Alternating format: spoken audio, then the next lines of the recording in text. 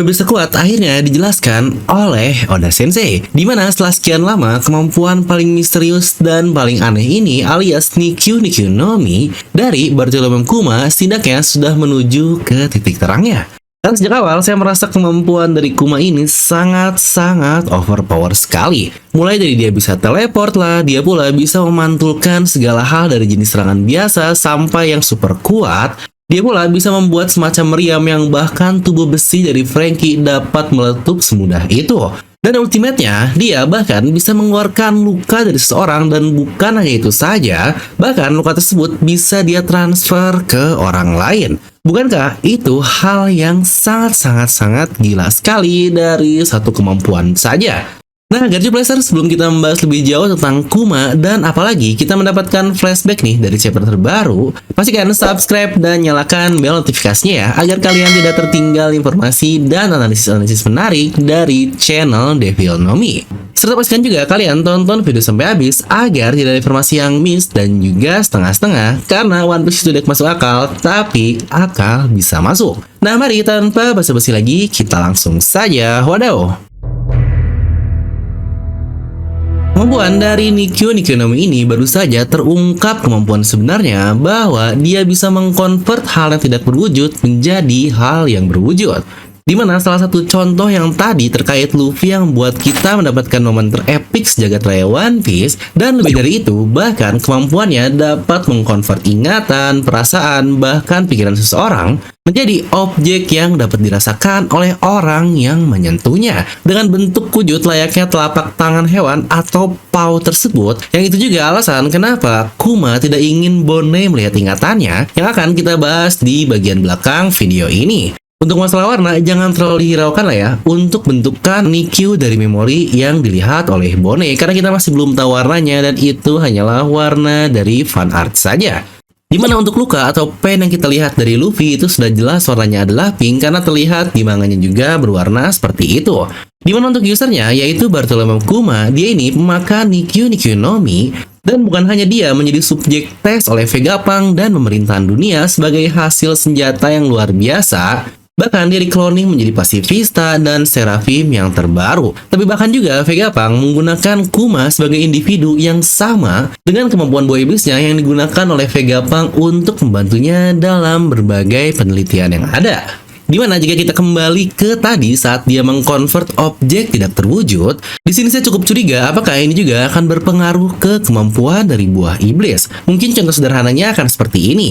Kita tahu Vegapunk dikenal bisa membuat benda mati memiliki buah iblis Zoan agar menjadi hidup kan? Contoh paling nyata adalah pedang gajah milik Spandam yang dimiliki oleh anggota CP9. Nah, apakah mungkin esens atau intisari dari buah iblis Zou atau gajah tersebut diekstrak oleh Kuma dan hasil ekstraknya ditransfer ke pedang Spandam, maka jadilah pedang yang kita lihat. Karena jika dari konsep itu, bukankah sangat masuk akal sekali dengan kemampuan dari Nikyu Nikyu no Mi, yang menurut saya itu hal yang sangat gila sekali. Tapi tentu saja di luar Nikyu Nikyu no Mi-nya, kita perlu tahu dan harus mengerti tentang user yang membawanya alias Bartolomeo Kuma.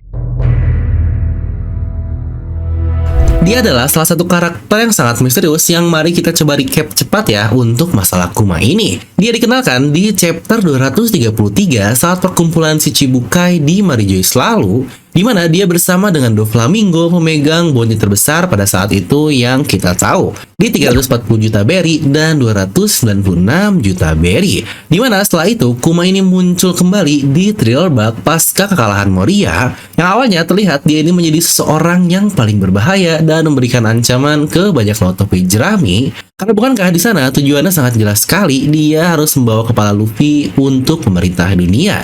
Tapi ya kita juga tahu kan outputnya bagaimana saat Zoro dengan gagah berani dia rela mengorbankan dirinya agar kaptennya dapat selamat. Ya di situ Kuma berkata harus menggantikan Luffy jika dia ingin deal dengannya. Maka terjadilah kemampuan sangat unik di mana di situ Kuma mengeluarkan luka dan kecapaian dari tubuh Luffy.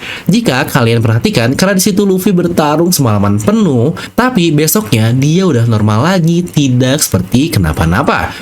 Karena seperti yang kita tahu juga, biasanya Luffy ini setelah bertarung dia pasti pingsan dalam waktu yang sangat lama, bisa 3 hari, 5 hari, bahkan setelah Kaido saja sampai 1 minggu. Dimana di satu sisi, Zoro bisa selamat setelah menerima luka secara double, yaitu luka akibat dirinya sendiri di pertarungan tersebut dan menerima semua luka dari kaptennya. Nah, ini adalah momen balik atau turning point dari Kuma tersebut. Dimana ingat, pasca itu dia langsung berkata, dia memang benar anakmu, Dragon. Ya, di sini mungkin terlihat simpel, tapi sebenarnya ini salah satu hal yang sangat penting sekali karena Kuma ini karakter kedua yang tahu hubungan Luffy dengan Dragon, dimana untuk orang pertama sudah jelas dia adalah Monkey D. Garp atau kakek dari Luffy. Karena ingat, bahkan seseorang seperti Ivankov saja, yang termasuk dari ketiga founder Revolutionary Army, dia tidak tahu jika Luffy anak Dragon, walaupun nama Luffy ini sudah dikenal dengan Monkey D. Luffy, yang berarti di situ Ivankov tidak tahu nama panjang dari Dragon. Tapi Kuma, dia tahu tentang hal itu, yang ini saja menurut saya sudah sangat gila sekali. Lalu kita juga melihat Kuma lagi di Sabaody Archipelago tidak lama setelah insiden Thriller Bark. Awalnya kita mengira dia ini musuh besar karena membuat bajak laut topi jerami terpisah-pisah kan.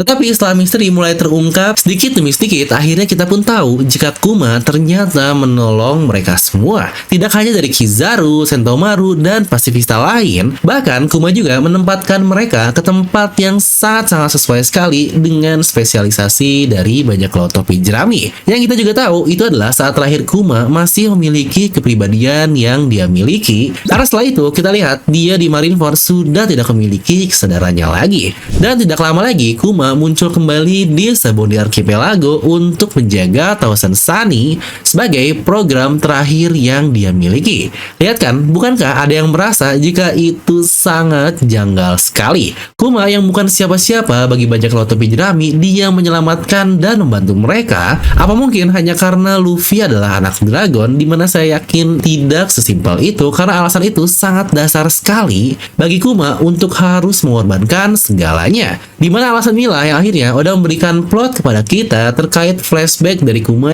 dimana mungkin banyak yang ngerasa interval dari tiap kejadian sangat lama sekali, padahal kenyataannya itu cukup cepat loh. Dari Thriller Bark ke Sabaody Archipelago saja cuma makan beberapa hari, dan dari Sabaody ke Marineford itu pula cuma makan waktu berapa hari saja. Jadi dari awal mereka bertemu Kuma sampai Kuma berubah itu tidak sampai 1 minggu. Nah, dan ini adalah bagian yang paling menariknya, dimana saya bikin skip ini untuk chapter 1073, dimana yang bisa kita simpulkan adalah Kuma ini mewanti-wanti Vegapunk, mau bagaimanapun jangan sampai anaknya yaitu Bone tahu alasan Kuma dijadikan eksperimen. Entah apa yang akan kita dapatkan nanti, karena bukankah Kuma pula disebut sebagai The Tyrant atau Sang Tirani, dan dia pernah menjabat sebagai raja di Sorbet Kingdom. Jadi dia dikenal oleh dunia sebagai raja yang sangat jahat. Tapi kita juga tahu ada sisi lain saat Sabo berkata jika Kuma adalah seorang yang sangat baik. Jadi entahlah Tirani ini hanyalah kedok dari pemerintahan dunia atau dia memang dulunya adalah orang jahat. Dimana hal mencurigakan lagi yang kita lihat adalah gambaran Oda ketika dia menggambar Kuma saat masih kecil dan Bone saat masih kecil juga. Jika mereka ayah dan anak raja, bukankah seharusnya mereka ini hidup layaknya seorang bangsawan yang sangat baik sekali? Tapi di situ kita melihat mereka ini terlihat sangat kucel dan seperti gembel. Serta fakta lain juga terkait Kuma yang memiliki ras spesial yang berbeda atau special race ini yang ternyata klon sukses manusia pertama yaitu Stussy. Dan alasan kenapa Bone tidak boleh melihat memorinya ini menurut saya akan menjadi teori yang sangat menarik jika kita hubungkan satu sama lain. Apakah mungkin jika Bone juga adalah hasil cloningan dari match tersebut? Dimana saya mendapatkan dua versi nih untuk Bone sebagai bagian dari klon. Jadi pastikan sebelum kita bahas ini kalian subtract dulu lah biar wadaw. Pertama, ada yang bilang jika Bone adalah cloningan dari Big Mom. Mengingat kita sudah punya dua hasil eksperimen dari bajak laut Rocks yaitu Kaido dan Miss Bakin, maka bisa jadi Big Mom pula dibuat cloningan oleh Mets tersebut. Karena jika dilihat dari rambut lah, mereka ini sama-sama pink dengan tampilan yang cukup mirip. Mereka berdua juga sama-sama memiliki nafsu terhadap makanan. Mereka memiliki tantrum yang berbeda dari emosinya. Dimana versi lainnya ada yang bilang jika Bone adalah anak dari Kuma dahulu, tapi dia telah meninggal. Makanya akhirnya dibuat klon oleh Vegapunk seakan-akan biar dia bisa hidup kembali. Jadi fakta yang tidak boleh dia tahu adalah jika Bone asli sebenarnya sudah mati. Dimana untuk poin 2 ini saya lebih serak sih. Kenapa? Karena jika Kuma adalah ras spesial dan Bone adalah anaknya, bukankah sudah sepantasnya jika anaknya pula memiliki ras spesial juga?